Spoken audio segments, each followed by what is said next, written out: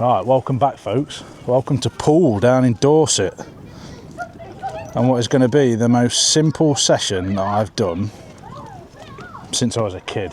We got down here the other day, went to Aldi to do the food shop for the week, came across this £7 beginner's fishing setup and thought, you know what, let's have a go. So here it is then, the beginner's fishing kit from Aldi. £7.99 this cost me. And yeah, I figured if you're looking at something like this, you're probably looking at just getting into fishing, so I thought I'd show you some very basic stuff. So yeah, the kit, it comes with then a little 5-foot rod, little fixed full reel fitted with £6 mono, I think it is, just a £6 line, and a little box of bits and pieces. So we've got a couple of plastics in there, a couple of floats, hooks, swivels. Now the only thing that's missing out of there, as far as I can see, is a few weights. As I mentioned, we're down fishing in Poole Harbour in the lake, so I think we're probably going to get rid of a few of these bits and pieces. We're certainly not going to take it all down there with us. So this would be an issue, wouldn't it, if it didn't go together? Let's have a look. Oh, it's got some bend in it. It has got some bend in it. Almost comes back on itself. That'll be handy later if we get into a decent bass. Obviously you can spend as much money as you like on fishing gear, but I've seen these and I always thought it'd be cool just to give one of them a go. The movement in that. I expect this reel to last 1 or 2 outings. Anyway, it's £7 at the end of the day. Can't be too cynical, can I? So let me show you how we're going to set this up. Alright, I've just been in my box to get me the smallest lead that I've got. It's about 2 ounce, I think it is. And I'm basically going to fish this on a running ledger. So I'm going to take one of these swivels and destroy it. Right, so all I've done is just snipped open one of them snap swivels, because it doesn't actually come with any swivels. And then what I'm going to do is I'm going to slide one of these snap swivels on the line. I'm going to grab pair of scissors and I'm just going to cut about a 2 foot length of line off. I shall save that in a minute. So we've got now my snap swivel on our line. I'm going to take the swivel and pass the line through one end, bring it back, and then what I'm going to do is make a loop like so, back on itself. You see that? Tag end up here, and what I'm going to do is pass that tag end through that loop once, twice, 3, and here 4 times for a look. Just pull it tight, pull it down, it should loop up on itself like that. Wet it and pull it down nice and neat and tidy like that. Take your bait scissors, snip the tag end off. Another very important thing if you are looking to get into fishing, rubbish goes in the car, goes in your bag, goes in your box and goes home with you. And then put that swivel on. Same again on this side, so just make your little loop, put it through 1, 2, 3, 4 times, pull it down, bit of spit on it just to lubricate it up, because what happens if you don't lubricate your line up, as it pulls down, the friction will burn the line and cause a weak point in your line. Trim that up and there you are, nice and neat, tied on swivel. And then like I say, we've got 2 foot or so. Come down, get one of these teeny tiny hooks, put your line through and then just use exactly the same knot again. Once you've got that uni knot figured out, you can use it on absolutely everything. And there you have it. That will slide up and down your line, and then you've got a nice little hook length down to your teeny tiny little hook. So I'll pass you back to future me on the end of the pier. And that is basically as simple as it gets.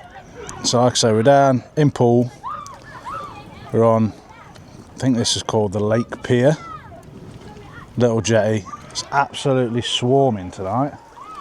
We've got, don't know if it's guides or a school group or something like that behind us, crabbing, We've got guys with canoes and stand-up paddle boards and all sorts of stuff going off.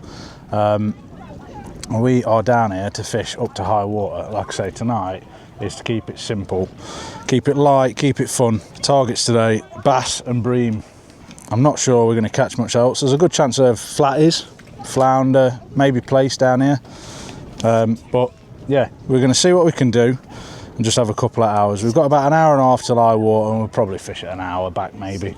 The tide is ripping through at the minute. On this light setup, I'm struggling to hold bottom. So it's just going to be a couple of hours stood with my rod in my hand. Hopefully we can find some fish.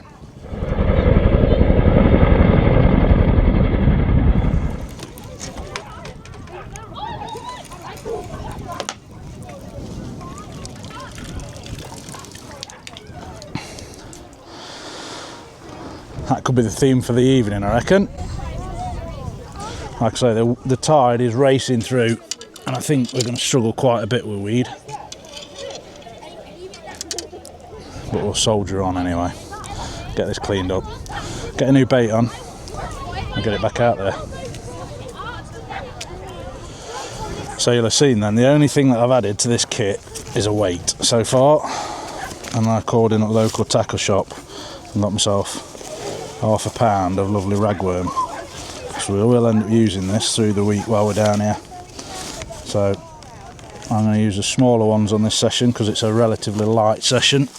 And if you haven't seen the way that I bait up worms before, essentially through the back of the head, I like to leave mine dangling around and just loop them on a couple of times, let them split open, let them split, and then once they've split up, that's a nice compact little bait. Plenty of scent, get that down in the water. And like I say, we're not fishing far out because the tide is racing, so just on this little pontoon, it's just going for the smallest of flicks.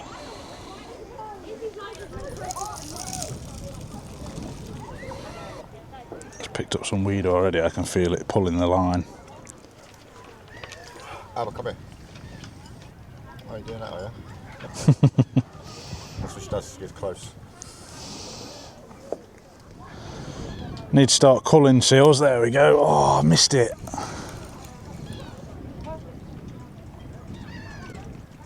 That was my first bite of the session, that. Oh, I think I've missed it again. Oh, I have as well. I think the problem I'm going to have is these hooks are probably going to be a little bit big for the bream. So they are quite sizable hooks. Bream have got notoriously small mouths, so we might struggle, but we'll see how we get on. We'll carry on. But it's good to start to see bites anyway. Fresh bit of worm on. Hopefully as that sun starts to drop as well and the tide starts to ease off, we'll see a few more. When the sun goes right down, that's when they do start coming free.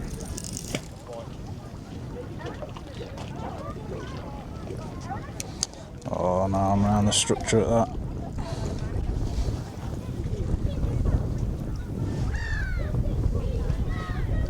Question is, which side am I around the structure?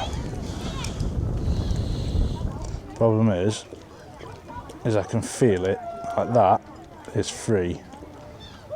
So I think the lead has gone through the structure and the hook is now snagged up. So I don't think I'm going to get this back.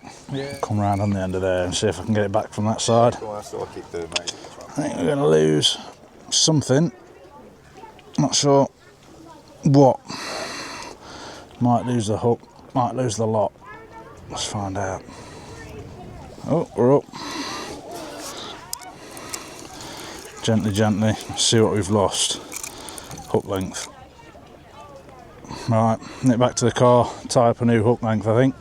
Right, I've quickly ran back to the car, and you might call this cheating because this wasn't in the pack, but I've got my light lure gear with me, so I've got some 5 pound fluoro I'm going to use. It's thinner than the hairs on my head, and that's saying something. And then some size 6, some small size 6 Aberdeen hooks, because like I say, those hooks in that pack are too big for bream, and that bite that we had earlier was definitely a bream. Plus, scratching around down the bottom of this pier, There could be blennies, wrasse, all sorts of stuff. So smaller hooks will catch all fish. Big hooks catch big fish. There you have it then. Freshly baited up, smaller hooks. Let's get after them bream. The sun's just starting to come through the clouds as well. Might get wet in a minute, but it's turning into a cracking evening to be out. Set you back up over there. Resume the position. Slightly shorter hook length as well. I've gone for about 18-inch. Oh, I dropped it. Have I? Yeah, dropped it. Oh. Another bite though. Another bite. It's all good. Take it. That's some responsibility. So the lad who's fishing next to me has just nipped back to the toilets and left me in charge of his rods. Be alright for you, wouldn't it? If his rod's set off now and I'll land a nice bass or something like that, get some content for you of somebody else who's fishing. It has certainly been a lot quieter than I was expecting it to be down here. I thought, light setup, this pier is constantly got water around it. It's high water, probably not far off high water actually. I don't know, we've got half an hour yet till high water. According to, have I picked up a bit of an accent? I feel like I've picked up an accent, high water. Yeah, we've got half an hour till high water. I'm going to start speaking Queens now. So we have got a bit of time left, but having said that, high water that I'm using at 8:45 is for Poole Harbour. Obviously we're in the lake or whatever they call it. And as you know, when you're fishing estuaries and stuff like that, the tides can vary, tide times can vary quite a bit between, I mean, Poole Harbour's literally a quarter of a mile or so up that way. But having said that, because we are in this little lake, that could have quite a dramatic effect. Like I say, I was expecting it to be a little bit busier. This, on the small stuff, a bit more fun. We had a couple of bites, but nothing else really doing. So let's start downsizing the baits a little bit. And I'm going to go straight down this leg here. We're probably in 10 or 12 foot of water and not particularly big tides. But I'm literally just going to fish this around the base of this pier. Like I say, it's underwater constantly, so plenty of seaweed, plenty of kelp for the fish to be in and out of. I'm not going to say no to things like blennies, little wrasse, all that sort of stuff. It's all good. It's all good sport. Oh, yeah, straight away we're in. Straight away. There we go. A lovely little wrasse. Lovely little wrasse. I did say maybe that's where I went wrong. Maybe when I said earlier that we were going for bream and bass. Maybe these guys just thought, well, you're not interested in me at all. I'll try and show him to the camera without dropping him over the edge of the pier. But there you have him, a lovely little wrasse. Tiny little dude. But hopefully you saw the bend in this little rod. Great fun on the light setup. Oh, let's try and lie him that way so you can see him. Look at this, it's like real pretty little fish. Cracking little fish. And my mate's literally just gone to the toilet. He's never going to believe that I've caught a fish while he's been gone. So I'm going to take a quick snap on my phone and do it with this. Oh, nearly dropped. Did you see that? Might have been off camera, but that was good hands, that. Still got it. All right then, matey. Back you go. Tell your pals. We're here. I've got plenty more where that came from. He's gone like a rocket. Right, let's get back in there. Get after another one. Oh, it only takes that one fish, doesn't it? Only takes that one fish.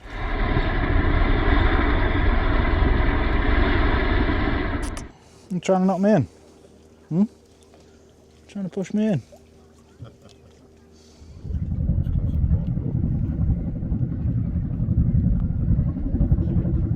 There's the stanchions on this side. Let's go under there.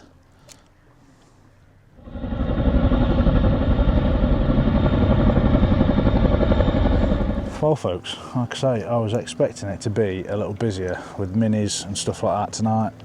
Hopefully a few bream, maybe a bass.